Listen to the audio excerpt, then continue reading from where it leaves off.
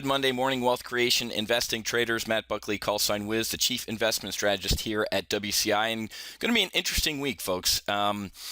Stock futures are up a little bit right now, but we're a little on edge. Yesterday, the Sunday talk shows full of left and right, just literally left and right. There are no formal negotiations going on over the sequester and the continuing resolution. So March is really setting up to be a battleground here.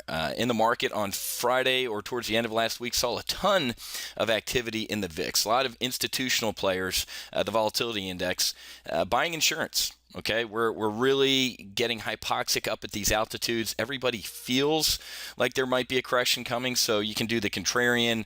Well, that means it's not going to happen and this market's just going to keep on going higher. Or you can do the prudent thing and say we haven't had a pullback, a significant pullback in months, and we're due for one. So a lot of institutional players going out, getting buying some cheap insurance right now, folks. With the VIX down here at 13, when vol's cheap, you buy it. When it's expensive, you sell it, folks. And we're below 14 is really the this is nuts level. And we've been below 14 for the past couple weeks.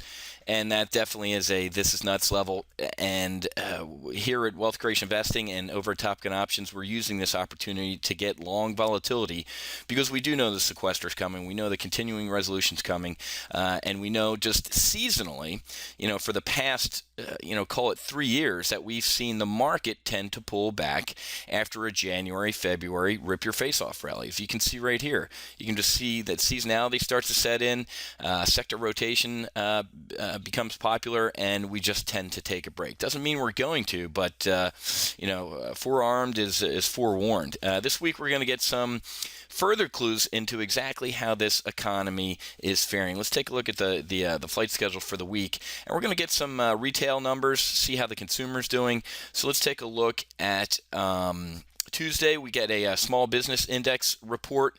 Also, mortgage delinquencies tell us the health or not so health of the housing market. Business inventories, crude oil inventories. Also, a 10-year bond auction. Going to see how much interest there is out there for U.S. debt.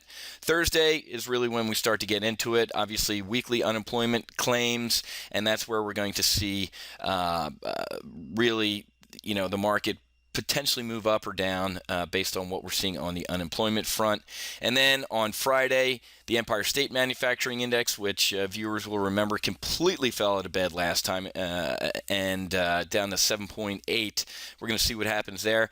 We're going to take a look at our long-term purchases, our cap utilization rate, and also industrial production. And there's the all-important University of Michigan consumer sentiment, and also not as important inflation expectations, but consumer sentiment. The market's been moving lately on how the consumer's feeling and thinking down the road. So that's going to be an interesting report there as well. Also over the weekend came out that Eric Schmidt, he's going to sell about half his stake in Google. The guy's a billionaire several times over. What's he going to do to Google stock? Well, Google stock's down pre-market.